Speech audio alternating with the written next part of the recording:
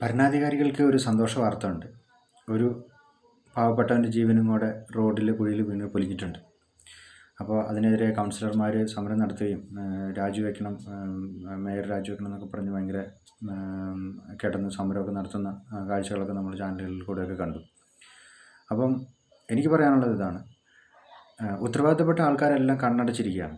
കണ്ണടച്ചിരുട്ടാക്കി അവരുടേതായിട്ടുള്ള കാര്യങ്ങൾ നോക്കിക്കൊണ്ടിരിക്കുകയാണ്. നമ്മുടെ റോഡിലെ കുണ്ടോ കുഴികളോ അത് റിപ്പയർ ചെയ്യാനോ അത് സമയാസമയങ്ങളിൽ അത് പരിശോധിക്കാനോ ഒക്കെ സംവിധാനവും ആൾക്കാരും ഒക്കെ നമുക്കുണ്ട്. പക്ഷേ അതൊന്നും കൃത്യമായിട്ട് നടക്കുന്നില്ല. അത് നടക്കുന്നില്ലാത്തത് കൊണ്ട് തന്നെ പാവപ്പെട്ടവൻ ഈ കുഴിക്കകത്ത് പോയി വീഴും. അവന് കൂടിപ്പോയി കഴിഞ്ഞ് കഴിഞ്ഞാൽ അവൻ ചത്തതല്ലേ, എന്നാൽ പിടിച്ചോ ഒരു 10 ലക്ഷം എന്നും പറഞ്ഞിട്ട് ഏതെങ്കിലും ഒരു വകയിരുത്തലോടുകൂടെ ആ പരിപാടി തീർന്നു. അവൻ്റെ കുടുംബം അനാഥമായത് മിച്ചം ആവുന്ന ഒരവസ്ഥയിലേക്ക് പോകും. പക്ഷേ ഇതിനകത്ത് ചിന്തിക്കേണ്ട ഒരു കാര്യം എന്ന് വെച്ച് കഴിഞ്ഞാൽ, നമ്മൾ 1 കോടി മുടക്കിയിട്ട് അതിനകത്ത് 30 ലക്ഷം റോഡിൽ പണിയിൽ വരും, ബാക്കിയുള്ളതെല്ലാം ഓരോരുത്തരുടെ പോക്കറ്റിൽ പോവുകയൊക്കെ ചെയ്യുന്ന അവസ്ഥകളാണോ ഇപ്പോൾ ഉള്ളത് എന്നൊന്നും ചിന്തിക്കുന്നതല്ല. കാരണം ഇതിനു മുമ്പ് പൊളിയാത്ത റോഡുകൾ 10-20 വർഷത്തിന് മേലെയായിട്ടും പൊളിയാത്ത റോഡുകളൊക്കെ നമ്മുടെ സംസ്ഥാനത്ത് തന്നെ നിർമ്മിക്കപ്പെട്ടിട്ടുണ്ട്.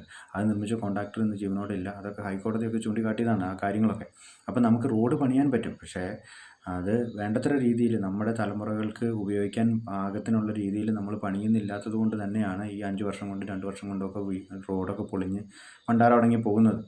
അപ്പോൾ അതുകൊണ്ട് ഇതൊക്കെ വേണ്ടപ്പെട്ടവർ എപ്പോഴാണാവോ ശ്രദ്ധിക്കുക, എന്ന് നടക്കുമാവോ അല്ലേ?